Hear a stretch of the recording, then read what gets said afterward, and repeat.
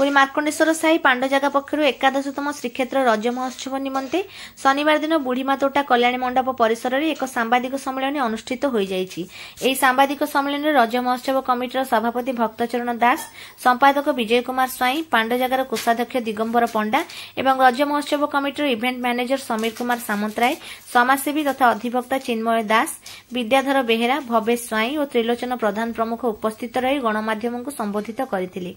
आधुनिक समाज दिनकू दिन उत्कलीय परंपरा तार सत्ता हराउथिबा बेले मार्कंडेश्वर साही पांडजागा प्रतिवर्ष रज महोत्सव करि आसुछि।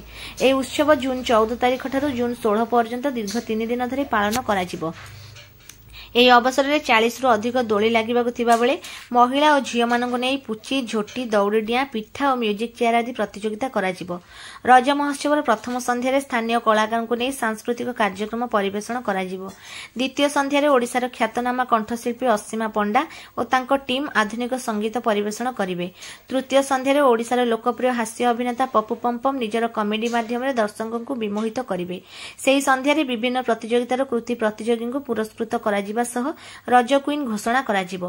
एही सांबादिक सम्मेलन में पांडजागा रज महोत्सव कमिटीर समस्त सदस्य उपस्थित थिले। चलित वर्ष श्रीक्षेत्र रज महोत्सव मुख्य आकर्षण आप जानते ओडिशार प्रख्यात गायिका असीमा पंडा ट्रुप द्वारा से संगीत परिवेशन करेंगे। थर्ड आम क्लोजिंग सेरेमनी दिन ओडिशार जड़े विख्यात हास्य कलाकार पप्पू पम्पम ट्रुप सहित से परिवेशन करेंगे। 14 तारिख दिन पुरी सहर विभिन्न आमर ये अंचल जो मैंने अच्छा आर्टिस्ट मैंने से परफॉर्मेंस करेंगे। 3 दिन धरी मुझे निश्चय गोटे समस्त आकर्षण हम जो यार दोली और विभिन्न प्रकार कंपटीशन कर समस्त आपण माध्यम अनुरोध करुच्ची जो मैंने आग्रही अच्छा रजर एंजयमेंट नापी से आसी दोली पार्टिसिपेट करूँ, प्रतियोगिता भाग नियंतु।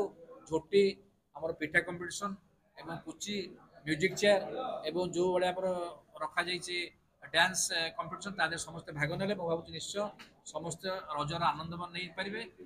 समस्त सांबादिक मान 3 दिन धरी 14, 15, 16 चलित वर्षर जो भाई आकर्षण हम यहाँ मुख्य भूमिका आम सांबादिक बंधु मैंने द्वारा प्रचार प्रसार हो पारे निश्चय रज महोत्सव सफल हो आम आशा और भरोसा। जय जगन्नाथ। तीन दिन लगी रहा 3 दिन जाक आम दिन बेला दोली म्यूजिक चेयर दौड़ी डिया पुची सब कंपटीशन मान हम एवं 3 दिन राति बेला सांस्कृतिक कार्यक्रम हम एवं कमेडी भी हम एवं शेष दिन समस्त पुरस्कार वितरण कर।